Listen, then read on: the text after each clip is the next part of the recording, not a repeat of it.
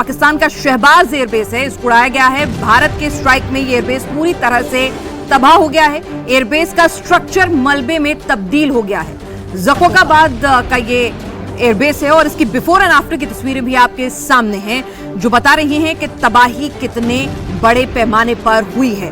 तस्वीरें अपने आप ये बयां करने के लिए काफी हैं कि ज़कोकाबाद का ये एयरबेस जो है स्ट्रैटेजिकली इंपॉर्टेंट वॉर के टाइम में यूज आने वाला ऑपरेशनल मिलिट्री एयरबेस किस तरह से पूरी तरह से ध्वस्त हो गया है। ये आप तस्वीरें सामने देख पा रहे हैं। इसमें यहाँ पे आपको चॉपर्स भी दिख रहे हैं और फाइटर जेट्स, यानी दोनों के लिए ये एयरबेस ऑपरेशनल था।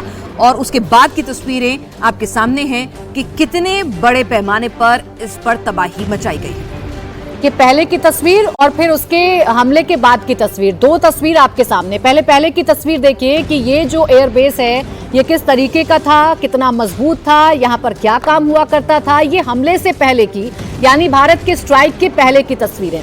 ज़कोकाबाद एयरबेस की तस्वीर है और जब इस पर हमला हो गया, यानी जब मिसाइल गिर गई, उसके बाद देखिए कैसे इसका इंफ्रास्ट्रक्चर पूरी तरीके से हिल गया। कैसे ये जो इमारत खड़ी हुई थी इससे पहले की तस्वीर में, ये इमारत पूरी डगमगा गई है। इस इमारत को पूरी तरीके से तोड़ दिया है, इसकी दीवारें टूट गई हैं, दीवारें नजर नहीं आ रही हैं। ये जो एयरबेस है ये भी खंडहर में तब्दील हो गया है।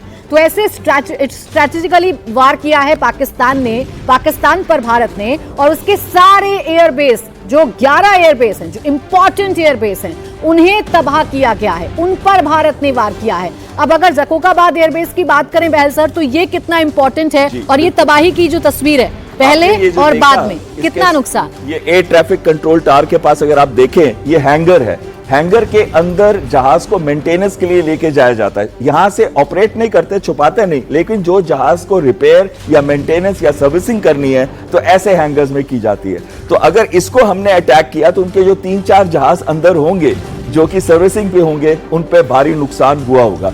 दूसरी चीज आती है ज़कोकाबाद सक्कर से नॉर्थ वेस्ट पे आता है। अगर आपका मैप हो मैं वहां दिखा सकता हूं। और सक्कर जो है वो 220 किलोमीटर या 25 किलोमीटर है, 225 किलोमीटर जैसलमेर से।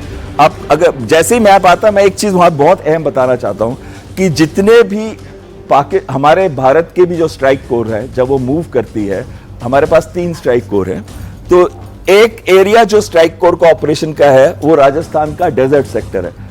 तो अगर इसको इन्होंने न्यूट्रलाइज करना है इस एरिया में कोई भी थ्रेट को, तो बहुत जरूरी है सक्कर एयरफील्ड और उसके बाद ज़कोकाबाद एयरफील्ड जो इसके नॉर्थ वेस्ट में आती है। सक्कर यहां पे है और ज़कोकाबाद यहां पे है, तो ये इसके नॉर्थ वेस्ट में ये एयरफील्ड आती है। इसका डिस्टेंस इससे ज्यादा होता है।